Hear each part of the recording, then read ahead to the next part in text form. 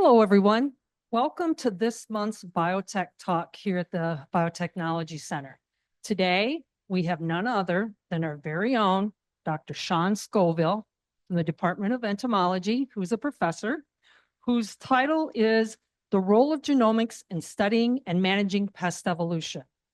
Next month, on May 15th, we'll have Dr. Sean Roncliffe Kelly presenting, whose title of the talk is Fibrolamellar carcinoma and PRK-ACA fusion tumors. And that will round out this semester's Biotech Talks. So today's talk, as I said, is by Dr. Scoville. Dr. Scoville got his bachelor's at the University of California, Berkeley. And then he did a stint at State University of New York in Stony Brook for a doctoral candidate. And then he returned back to California kid, to UCLA, where he got his PhD in environmental science and policy and management. A little fun fact about Sean is that he originally wanted to be a doctor when he went to medical school, but when he took his first course in field biology, that was it. He followed a whole different path. So Sean's lab studies and focuses on species diversity. The species diversity is used to determine the ecological and evolutionary roles and processes that generate this diversity. And he works on developing management and conservation strategies that incorporate these processes. So today, I'd like to hand this over for Sean for his talk with the role of genomics in studying and managing pest evolution. Thank you. Thank you.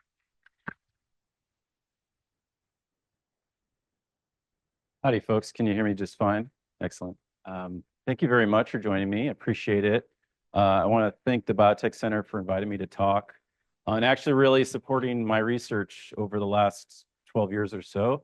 You'll see in my talk some places where I've kind of called out particular roles that the Biotech Center's played in these projects, but they've really helped my lab in all of its different research angles and been great consultants and given us opportunities, to explore some new techniques. So it's been a really fruitful relationship for me, and I'm grateful for that. I'm excited to talk to you about my research today, which is, getting into the world of insects, and I hope this is a fun experience for you. I'm going to try to make it entertaining to some degree. To sort of bring you into this story, I want to give you just a taste of the interest of this insect and its history. So bear with me as I begin. I'm going to give you a bit of background. This is a Colorado potato beetle, quite a lovely insect, I think you'd agree. And its story is connected to the history of potatoes. So what is the history of potatoes? Potatoes, of course, were an indigenous food crop in the Americas for a very long time. The Spanish discovered them upon their exploring, particularly Peru, Bolivia, this area. So in 1532, the potato gets discovered by Europeans. It's taken back to Europe. It's planted in Europe, and people don't know what to do with it. They don't eat it. They have this strange new thing. Why would they eat this strange new vegetable, this strange new plant? But there's a thing happening in Europe over this period, and that's a series of terrible famines that reoccur because of the failure of grain crops, where folks got much of their protein and nutrition, were these repeated events with bad weather, and you can see their frequency here and their severity is sort of shown in bold. So there's a series of famines, and eventually the productivity of potatoes and the nutrition it provided began to supplant the food needs of the population. And eventually, by the end of the 18th century, people were eating potatoes like crazy. And it often comprised up to 30% for 30% of the population, it comprised their entire diet. So a very significant transformation of the food sources, and it provided that food security that shifted away this repeated famines that were affecting the population. So potatoes become extremely important in Europe and throughout the world, really, as a sort of a stable food source. Okay, so this is the background on why potatoes are so important. As people came to the Americas, many of them Europeans, they became homesteaders. And they moved throughout the US and owned parcels of land and needed to be productive in those places and grow their own food. And one of the things they planted were potatoes. This is a map showing the production of potato through time. And you can see it's rotating through decades. And it slowly goes further west as people expanded on that frontier and set up homesteads further west. And what's shown in the black dots are the appearance of potato beetles as pests. Potato beetles were first discovered in about 1811 in Colorado, where they were just eating this weedy species that's called horse nettle. But as those homesteaders moved out and began planting potatoes in Nebraska, Colorado, and so forth in the Great Plains, suddenly potato beetles found these potato plants. They'd never experienced them before, and they did what's called a host switch. They started to eat potato plants, and they rapidly expanded and became voracious herbivores on these plants. So this is sort of a timing sequence. Their first outbreak on potato is 1859. A few years later, we're finding them ravaging potatoes in Iowa. So they're moving east. And then just a couple more years later, they're in Wisconsin, also ravaging potatoes. And within a few decades, they made it all the way out to Long Island, New York. Long Island, New York at that time was a major production area for potatoes. And so they were thriving there. And this is just a quote. This is kind of fun. An individual's visiting Long Island. He's out in the Sound, and he's looking out into the water, and he sees masses of potato beetles floating out in the Long Island Sound, just sitting there on the surface of the water. There's so many potato beetles eating the potato plants on Long Island that they're flying out and landing on the water and just sitting there on the surface. They're climbing over ships, and they're just a total nuisance and a mess. So potato beetles become this outbreak pest. They rapidly spread eastward, and they're probably carried there by train cars and so forth that were hauling potatoes back to New York City and other places to those population centers where the food was needed. Within just a few more years, so now 2 decades out of their first outbreak, the first beetle gets spotted in Europe. And I'll play this little video because it's kind of fun. This is a historical video just to show you how people were responding to the potato beetle as it threatened their potato crops. Onze aardappel. Onze dagelijkse maaltijd This is is in gevaar. Dutch. So I suppose you don't understand. Aardappelvijand nummer 1. De Colorado-kever vreet ons voedsel op. 1 keverpaar kan per seizoen 100.000 nakomelingen zijn. En wat dat betekent zien we hier. In ongelooflijk korte tijd vreten ze zich vol aan het loop van de planten. En dat heeft tot gevolg dat de knollen afsterven. Videos describing eating habits of voraciousness of potato beetles.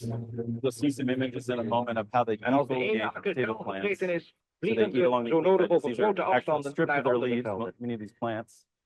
And when the leaves get stripped, the tubers in the ground are not harmed, but of course the tuber size De and the yield Colorado-kever heeft depends het on gelukkig the echter in foliage. Nederland niet gemakkelijk.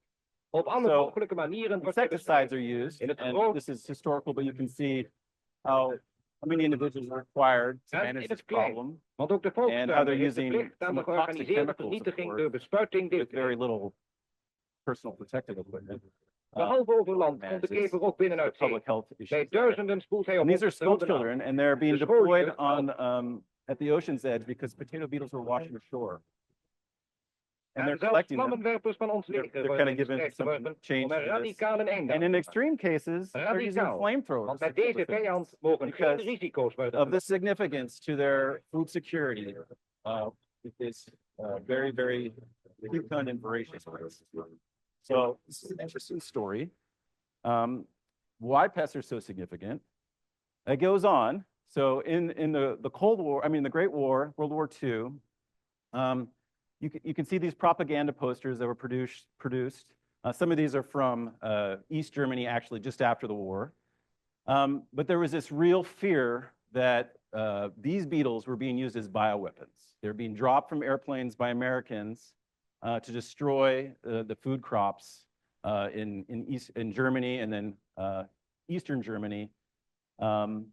And this is unknown to be true. There's no basis for this in the historical record of the military in the US, although we did experiment with similar bioweapons, other kinds of insects.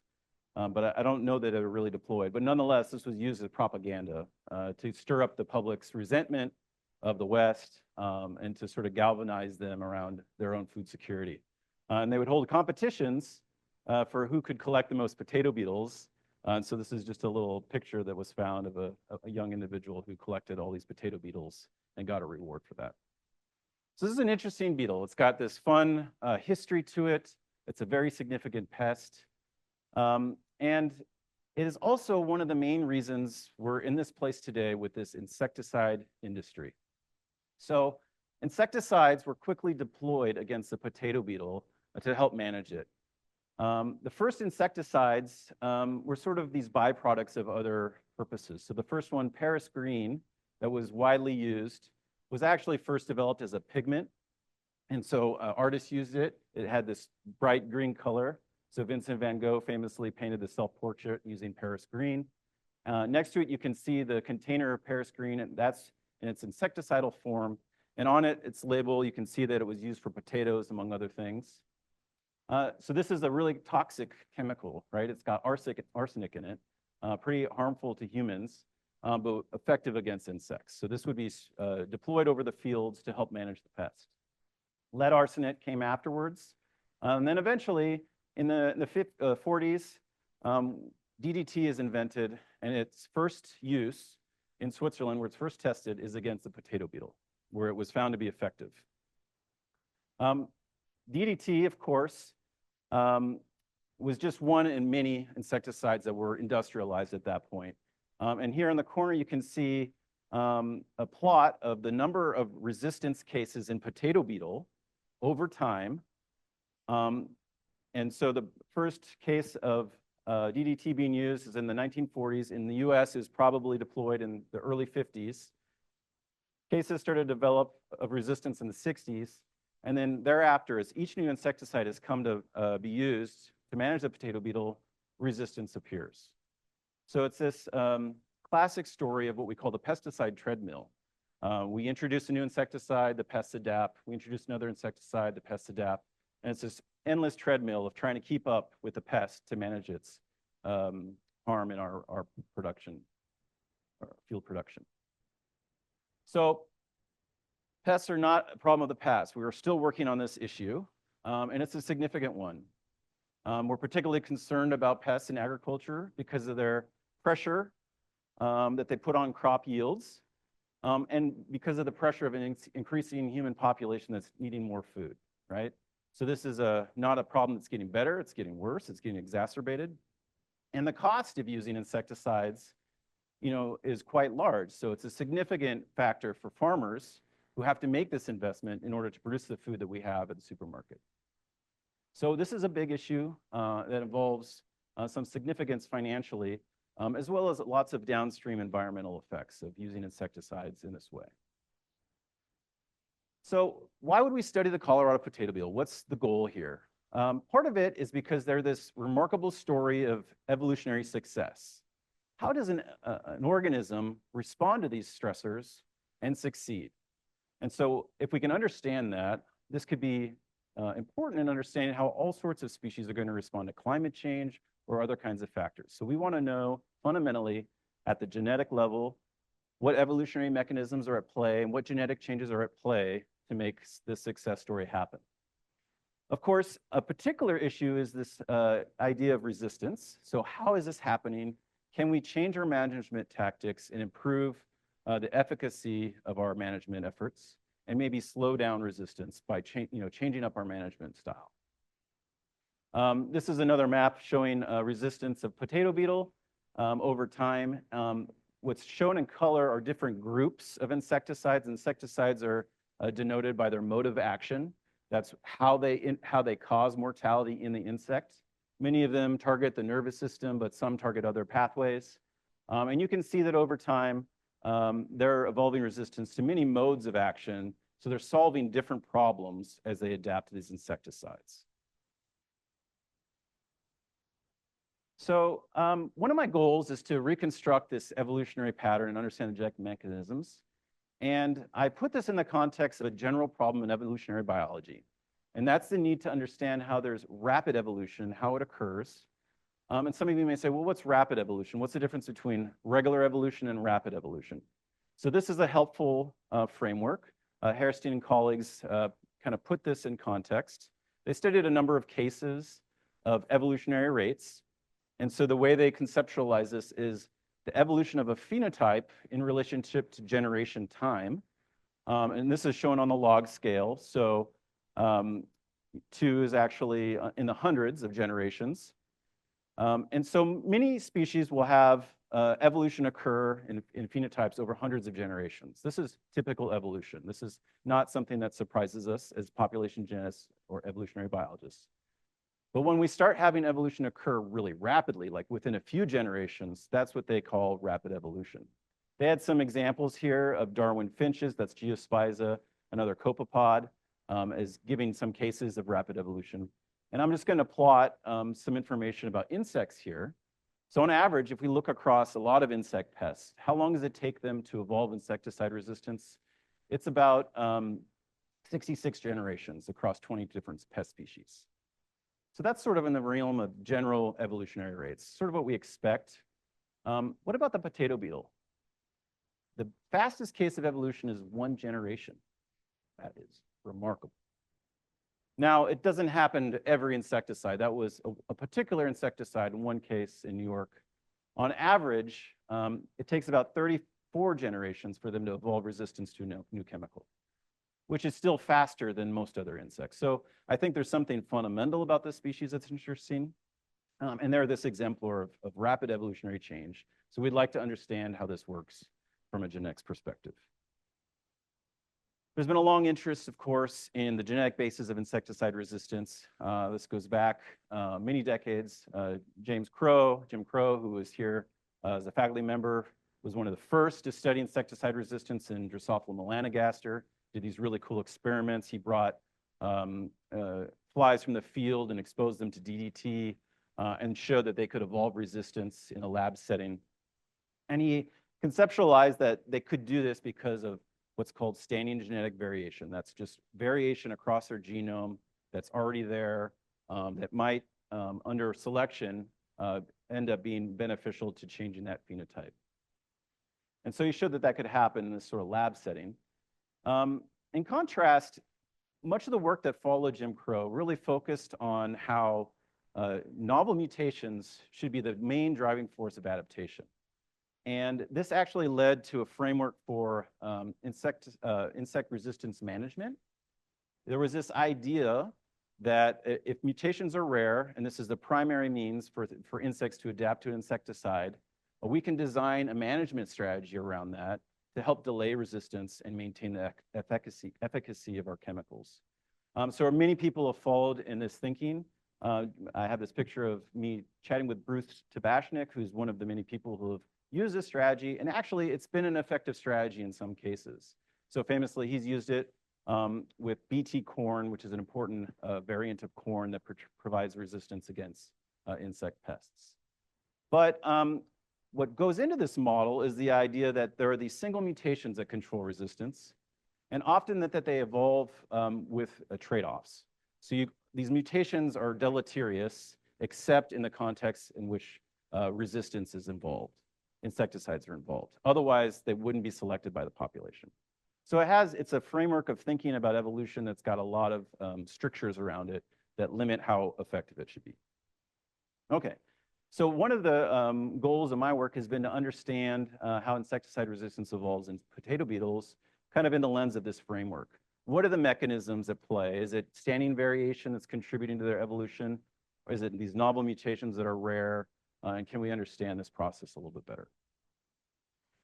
So insects can get resistance in a lot of different ways. This is sort of a chart that shows you most of those. I'm going to focus today mostly on what's called target site resistance and metabolic resistance, and I'll talk about what those are in a second. But I'll just point out that there are other ways that insects can develop resistance, interestingly, through microbes that live in their guts and things like that. These are still avenues of research, not well documented, and they are in some species, of course, or changes in the penetration of the cuticle. This just means that if they get sprayed with the insecticide, it doesn't actually go into their body. So lots of other mechanisms, but our main focus has been on these two classes, the target site and metabolic resistance mechanisms. So a target site mechanism involves where that insecticide actually works in an organism. Many of them are designed to attack the nervous system of the insect. So this is a neuron. And you can see kind of labeled here where some of the different insecticides are operating. Some are in the end of the neuron, the synapse where it terminates. Some are in the intersynaptic zone.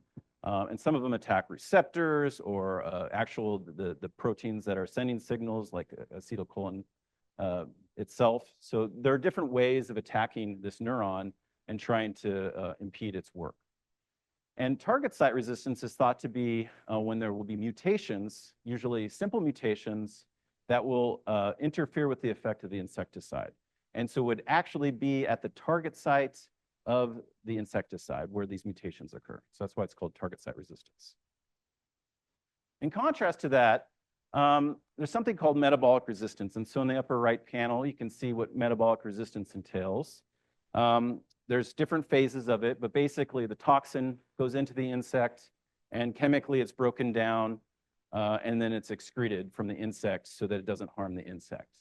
It involves lots of different genetic pathways potentially. So it's very complex.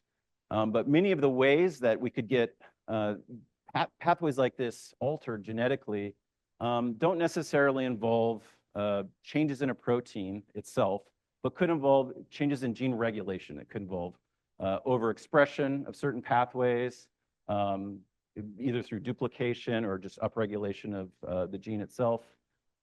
It could involve protein coding changes as well. But in this sort of pathway, it's these canonical detoxification genes that are primarily involved.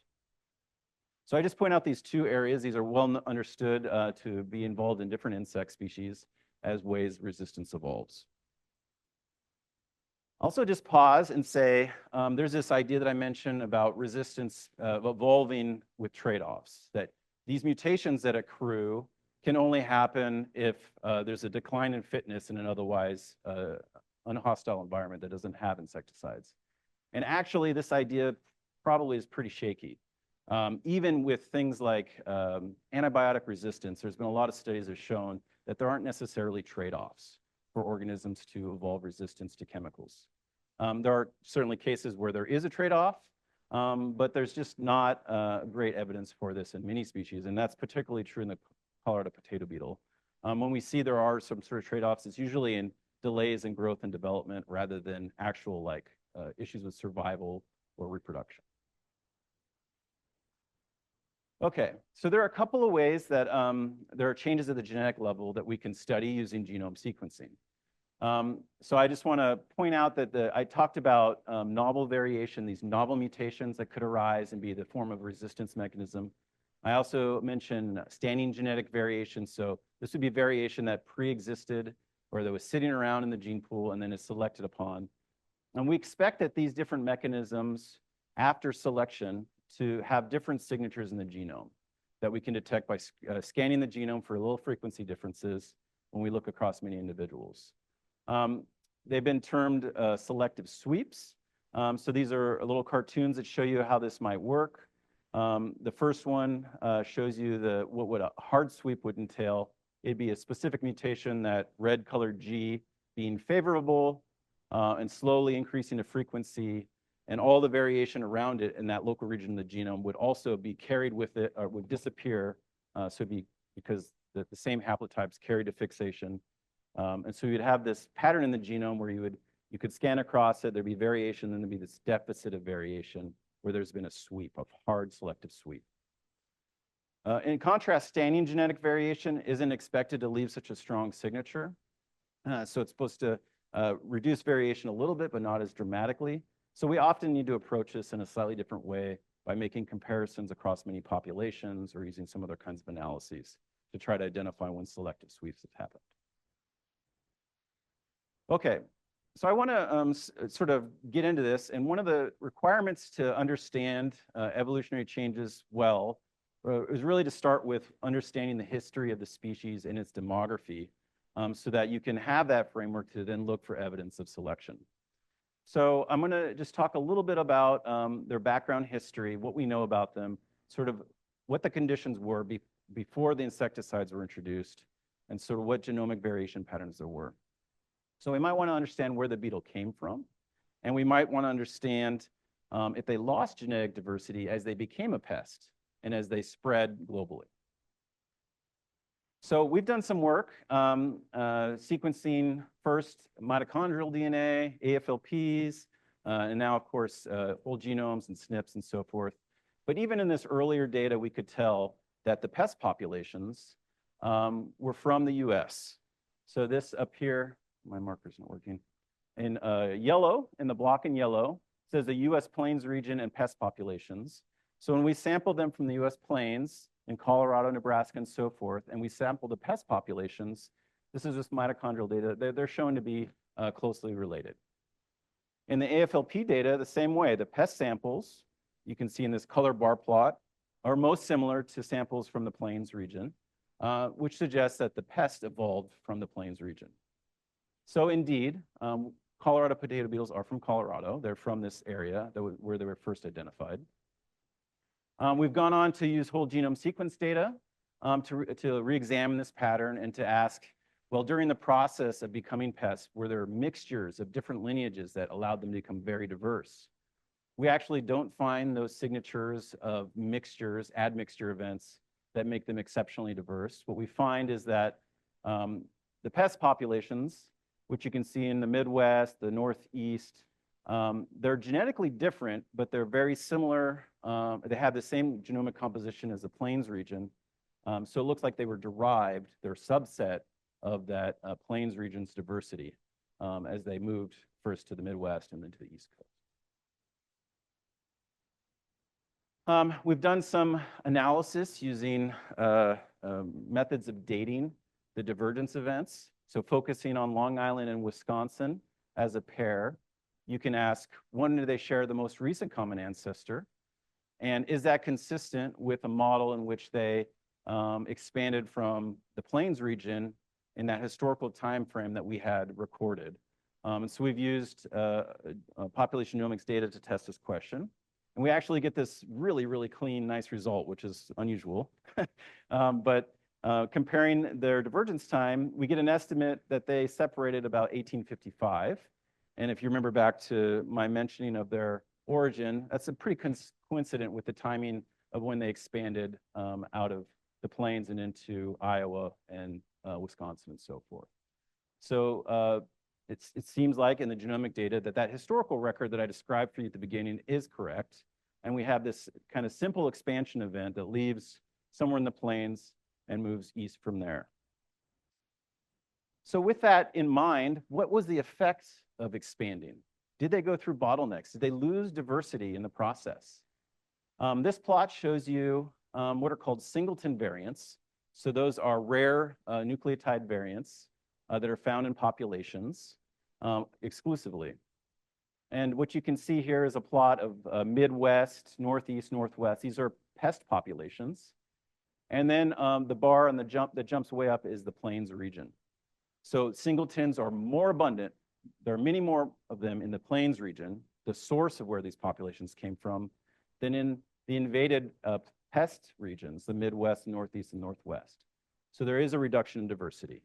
So during that expansion event, fewer individuals than were residing in the Plains moved outwards, and so there's a loss of diversity. But if we actually, so this is singletons, these are rare alleles.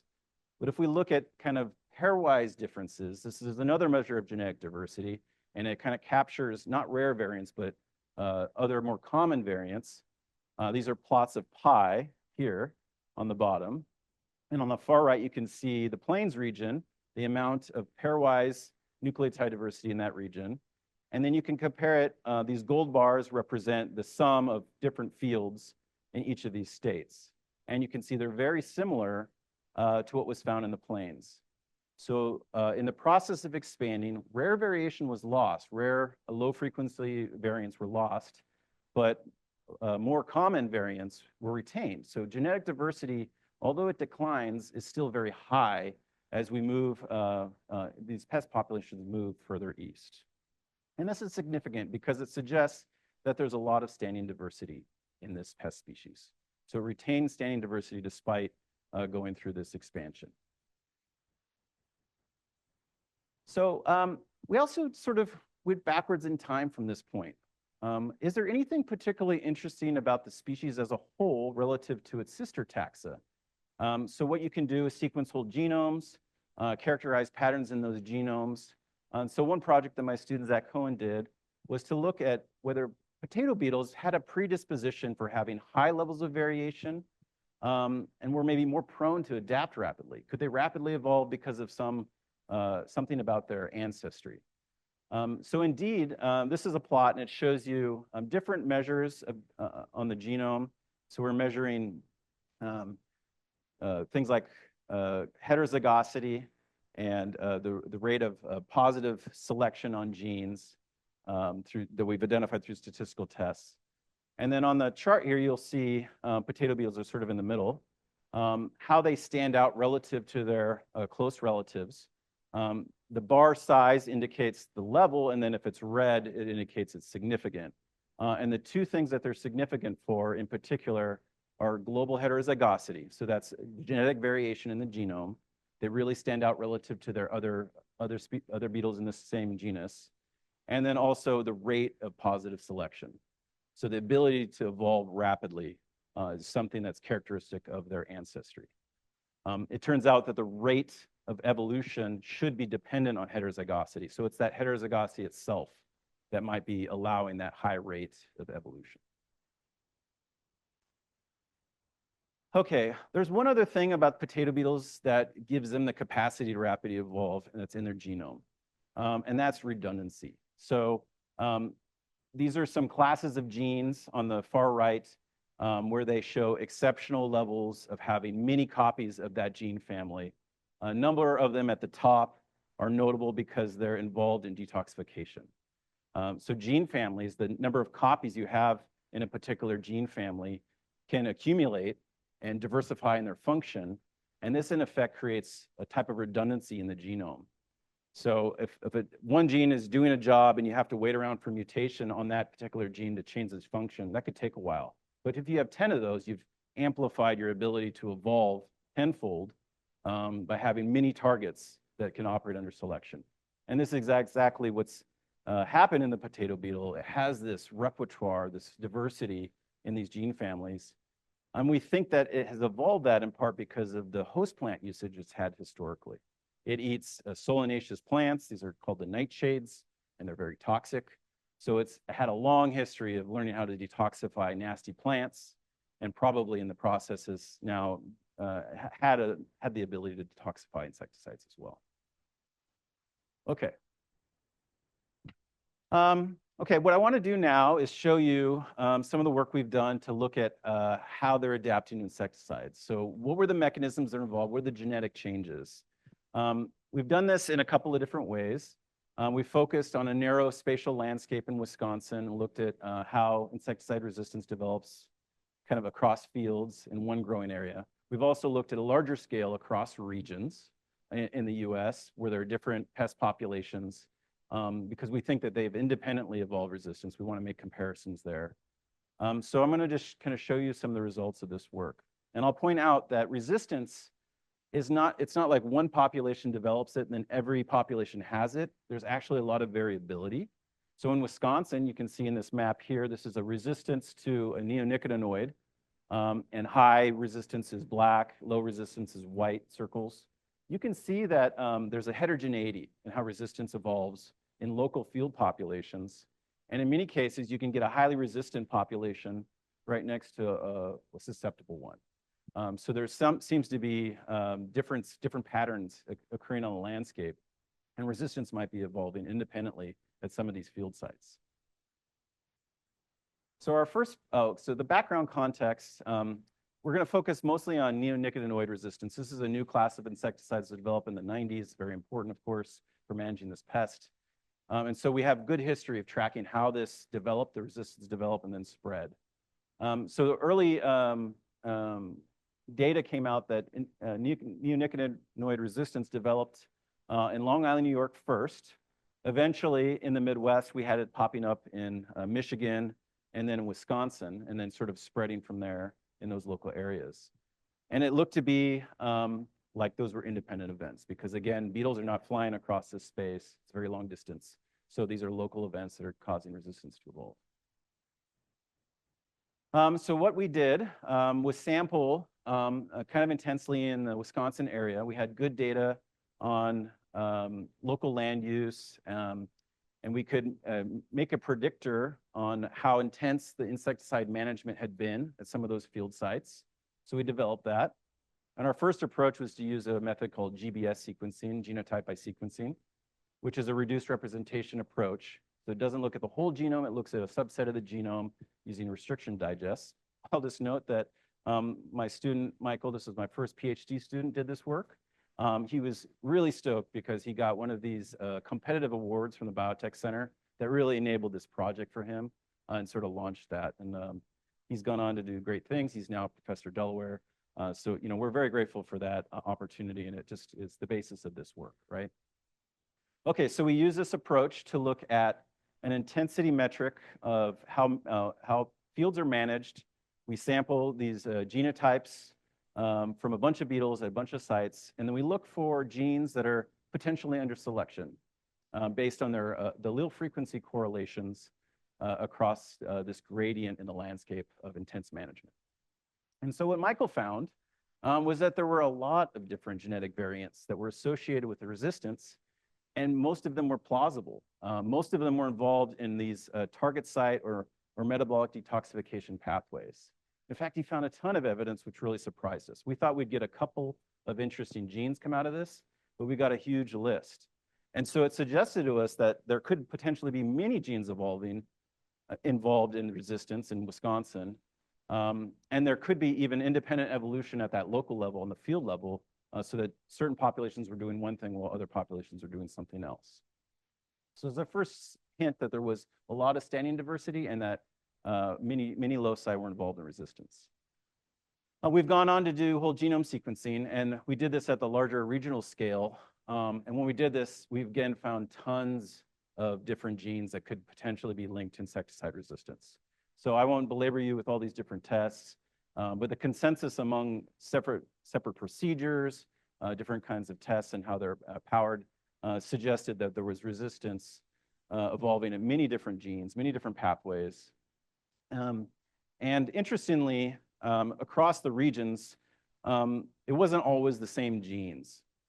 Sometimes, like in the ABC transporter family, we found a lot of evidence of evolution in the ABC transporter family, but it was different ABC transporters in different regions that appear to be under selection. We've also looked at gene expression data. What's interesting in this kind of data, so this is a graphic that shows a list of candidate genes that are involved in insecticide resistance, and then populations are grouped by color at the top. And these are what we'd call constitutive expression patterns. So these are control beetles. They're not being exposed to an insecticide. They're just being harvested for their RNA to show you the standing expression levels at their candidate genes. And you can see sort of these different patterns across regions. But again, these are thought to be insecticide resistance genes. And you can see that pattern of constitutive upregulation in some of these detoxification genes. That's not shared across region and suggests that they're independently developing this sort of overregulation of these pathways to break down insecticides. And then finally, we've done what are called selective sweep analyses. So this is where you scan the genome for those deficits of diversity, as I mentioned, that look like there's been a strong selective signature. This is actually showing you the significance test. So it's not showing you diversity, it's showing you significance tests. And so the dots that are high above the scale indicate a selective sweep. And so we focused on two well-studied areas, New York and Wisconsin. We used a method that should be robust to background demography. And what we found is that there were a lot of genes in both places that look like they're selective sweeps. And only a small number of them are actually shared between those regions. So again, independently, sets of genes are being selected in these two regions in sort of this targeted effect that changes their phenotypes for resistance. The last thing we did, and this is more recent, is consider structural variants. Many people are interested in structural variation now. And with long-read sequencing, we're able to start looking at these large structural variants that are involved potentially in resistance. We didn't find a ton of data, a ton of evidence to support structural variation as a primary mechanism of resistance, but there are a few really interesting cases of it. This was one of those. This is a cytochrome P450 gene. It's called the monooxidase gene, and it helps detoxify insecticides. And interestingly, these loops show you structural variants, so changes in alleles that are found in different individuals. So for example, this loop is found in some individuals, but not others. And it has a glycosyltransferase gene in it. Both the cytochrome P450 and the glycosyltransferase gene are known to be involved in resistance. And so in some individuals, there's been this structural variant where it's been captured, this glycosyltransferase has been captured and used to amplify that detoxification pathway. In other individuals, glycosyltransferase 13 is somewhere else in the chromosomes. It's not even nearby in the genome. So it's a really interesting case where some transposable element has brought that glycosyltransferase gene into a cytochrome P450 and amplified the detoxification pathway. Okay, so I've just told you there's lots of evidence for selection. That we found standing variation to be important, but there's also selective sweeps, and those could be involving de novo mutations. But with many research projects that I do, there's lots of loose threads, and there's lots of holes in the story that we'd like to fill. You might ask me fairly, could all these genes really be under selection? Maybe you just have statistical tests that are full of false positives or some gaps in your data. Yes, of course, that's true. We don't have functional data on all these genes, so we don't know exactly what they do. But I think a bigger story of this is to say, if we have evidence of selection, maybe at all these genes, really, what is that reflecting? When were they selected? And I'll remind you that insecticides have been used now for more than 100 years on potato beetles, all sorts of different kinds of insecticides, and different classes of insecticides. And so we see evidence of selection all over the genome, all these different genes, but we don't necessarily know if genes are connected to one particular insecticide or one particular time in that history or not. So could we get at that? How would we approach that problem? And this is just another way to imagine that. So imagine at some distant ancestral time point, there's no resistance, and we have these different insecticide classes that get introduced, and resistance starts to develop over time. At the present point of view, looking at beetles that exist today, we see this pattern across the genome of lots of selection, lots of different mechanisms. But that could be a biased view of how this evolutionary process is occurring because it's the cumulative sum of all that history. And so we want to understand these mechanisms better. So we need to find a way around this problem. The way we've done that is to use a time machine. Yeah. We've used museum specimens to go back before insecticides were predominantly used. We've sequenced those, and we've compared them at present. So we were able to find in museums samples that were collected by entomologists all over the Midwest, and then we've also focused in New York. So this is kind of a sum of the sample sizes we found in this time period we've sort of focused on. This is an image of those beetles. So you can find them in these museum collections. And what's cool is you can take this beetle, it's dried on its pin. You can just humidify it and it relaxes. It absorbs water, it relaxes, and you can slide it off that pin, drop it into lysis agent, let it incubate. The DNA is inside the body, has been dried up around that pin, all that tissue is dried up. In that lysis agent, it dissolves and leaks out the hole that the pin has left in the body into your solution, and then you can sequence that. And you can pull that insect right back out, stick it back on its pin, and it looks like you never did anything. Super cool. So museum scientists don't want to lose their specimens, and so they haven't, which is nice. We've gotten our genetic data, and we're able to kind of get into this question. And I'll just note, this is another place where the Biotech Center was really helpful. The Molecular Archaeological Lab was a clean facility that we were able to use for this work. So I had a student, actually an undergrad, who did much of these extractions, getting suited up in this controlled environment to minimize any DNA contaminants, to ensure we were getting good quality DNA and nothing else. So we sampled in this region with these museum beetles. And I'll just tell you the take home. We found, so focus on Wisconsin and Long Island, we've again found a ton of genes under selection if you compare that historical sample in the pre-1900s to modern day. So lots of genes. And they include the genes that we had identified already as insecticide resistance genes. So most of those genes were found again in this separate study. When we compare New York and Wisconsin, about 72% of them are shared as potentially under resistance. And what this suggests is that there might be what's called parallel evolution, many of the same genes being selected separately in different sites. But the way this is working is not necessarily acting on the same nucleotide variants in each of those populations, but rather on the gene level. So changes in those genes has happened independently in both places. Many of them are shared, but it's not necessarily the same SNP variation that's been selected to alter those genes. So anyway, it's kind of a cool result of using historical sampling to reaffirm our results and kind of provide confidence in the results. So I'll just recap real quick in the last few minutes.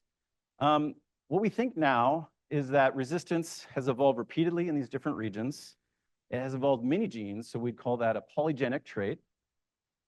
And it is particularly involved metabolic resistance genes. I didn't really get into the weeds here of how this works, but metabolic resistance is quite interesting. It's a way of detoxifying chemicals that enter the body.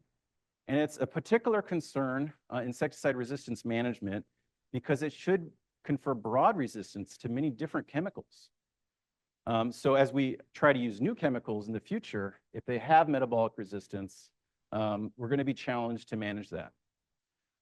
We're concerned about this. So this is a plot of resistance phenotypes. I'll just have you focus on the left here. These are different compounds shown here, and then in different population samples in each row. And it's a correlation plot, a heat map, I mean, showing you resistance. So highly resistance, darker red. And so for a given population, if it's red across all those compounds, that means it's cross-resistant. All those compounds can be detoxified, and it can persist under exposure to them. And so you can see the pattern here. There's lots of cross-resistance in Wisconsin to a bunch of different insecticides. And this could be explained by metabolic resistance. We're not sure yet, but that seems the likely explanation. On the right, we have an interesting story where we have this new compound, ISM, which is going to be potentially used in the future to control potato beetles. My colleague Russ Groves, who's here, and Emma Terrace, who's here, worked on this with us. And they were able to get beetles and this compound before it's been deployed and do trials to see how much resistance there was to this thing that the beetles are naive to. So they're pretty susceptible. You can see in blue here, their susceptibility is high when it's darkest blue.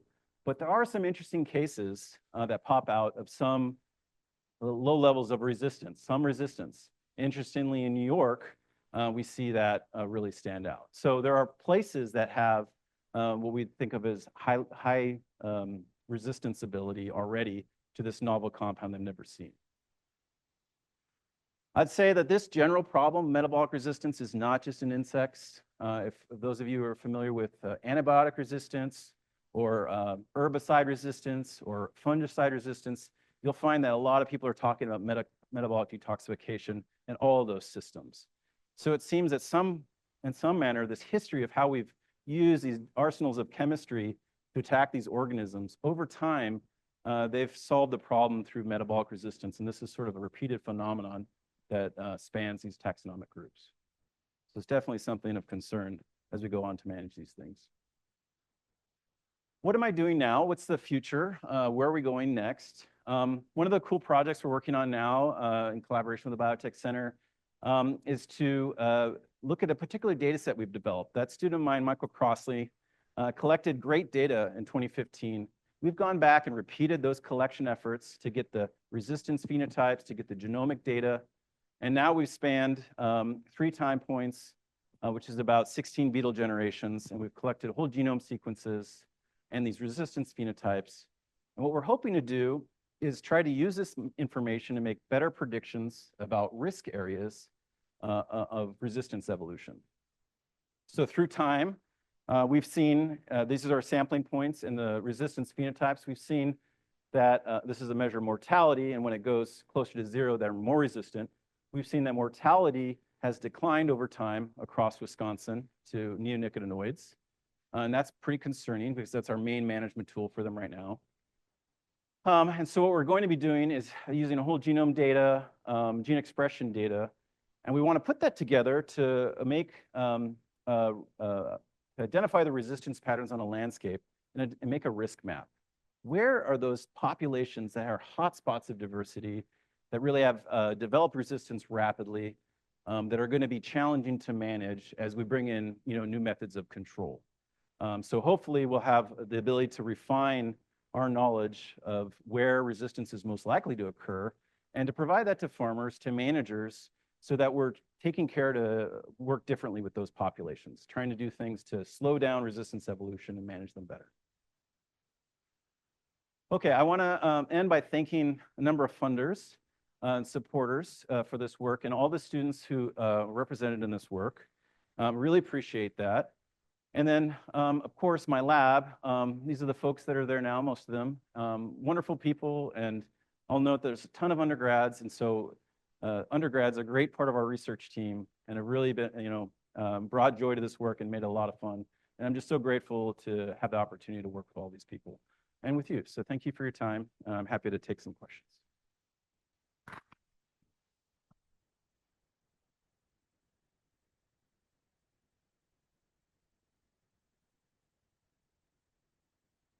Yeah, in the back, please.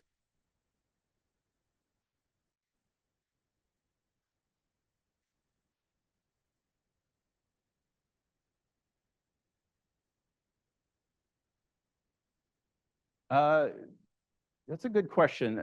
If you go further north in latitude, they can go down to 1 generation. And if you go further south, in theory, they could have 3. But there isn't a lot of potato growing further south. So where we find them further south is more in their natural habitats, like in the plains region. But they go through this sort of pulse in the summer where it gets too hot for them. So you usually have a generation kind of in the spring. That's where you get the generation later in the summer. So there's only 2 generations, as far as I know, in most places for potatoes.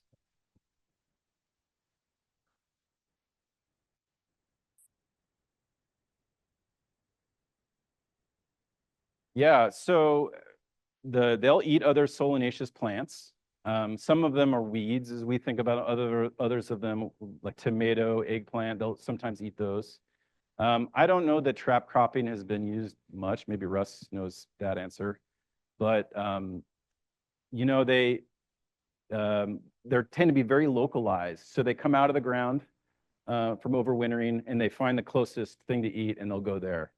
So it could be an effective strategy, but having these sort of field offsets where you just dedicate this area to a trap crop, doesn't happen often in agriculture in Wisconsin, at least. So yeah, it's a good idea though. There is rotation. So rotation is one mechanism that has a really strong effect on them. If you can rotate far away, so every year you grow a potato in a slightly different area, that can help bring down the pest pressure and sort of delay resistance and everything. But it depends on the configuration of the landscape. And so in Wisconsin, the fields are rotated, but not necessarily over a really large area. And so you can have potato beetles tracking those potato plants through time. Yeah.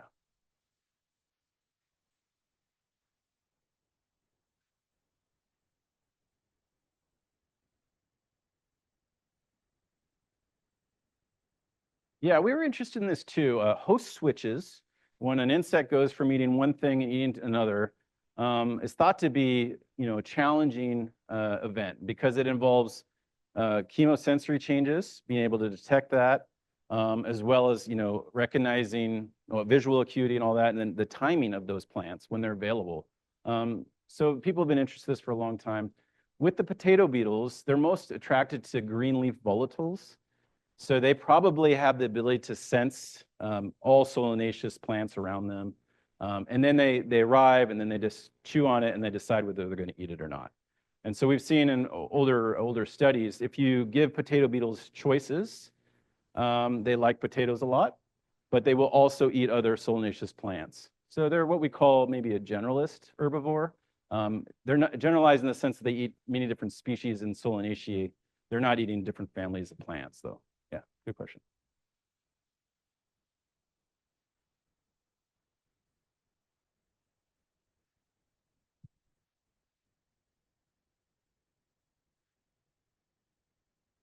Our control, yeah.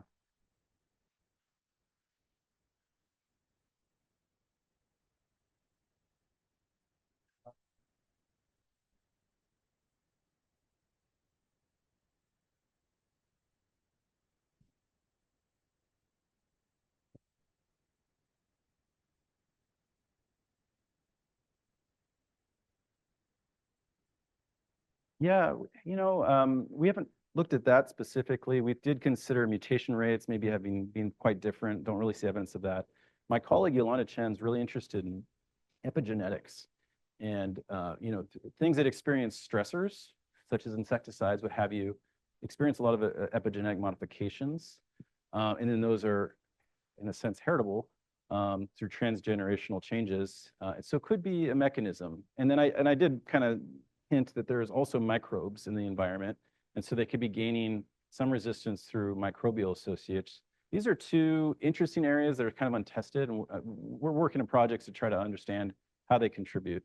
But we haven't really examined those core like cellular mechanisms as a possibility, but that's definitely something that should be followed up on. I appreciate that.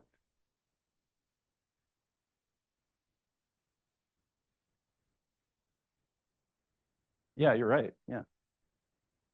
We have the genomic data, but we haven't done those kind of follow-up expression experiments. That's a cool idea. Yeah, thank you. Thanks.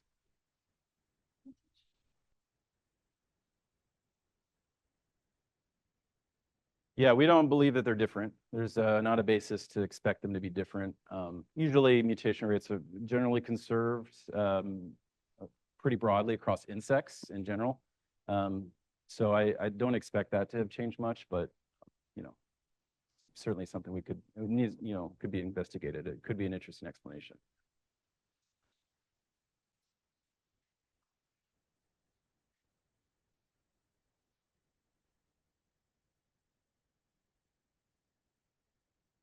Yeah, so I mean, I think so mutations translate into evolution in part because of their frequency and then the population size. So my connection to that is to say, how large of a population could be supported on these alternative hosts? Would we see the same rates of evolution because we have a large population on any of these alternative hosts? And we don't usually see them on those alternative hosts doing as well as they've done on potato.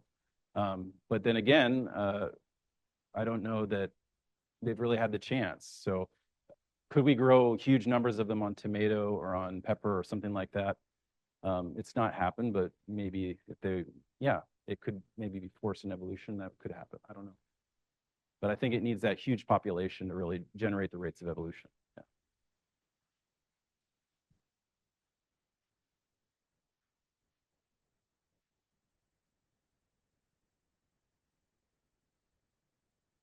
Yeah. It's a great idea, and I've gotten asked this before. What would I predict if we stopped using insecticides? Would they become susceptible after a little while, and then we could start using those insecticides again? I don't know. There are ways that we can imagine those mutations. So if it's epigenetic changes, that certainly could happen, right? But if they're mutations that have been fixed in the population, they're not going to go away. If they're in some sort of intermediate or low frequency, they might go away. So it really depends on the nature of the mutational changes. We do know that some of them are fixed, like we've looked at the patterns there. So they're not going away necessarily, but certainly some of the like the metabolic resistance mechanisms, if they're partly explained through epigenetic changes, I think that's possible. It's interesting. All right, I see I'm at the hour. Do you want to end it or one more question? Yeah.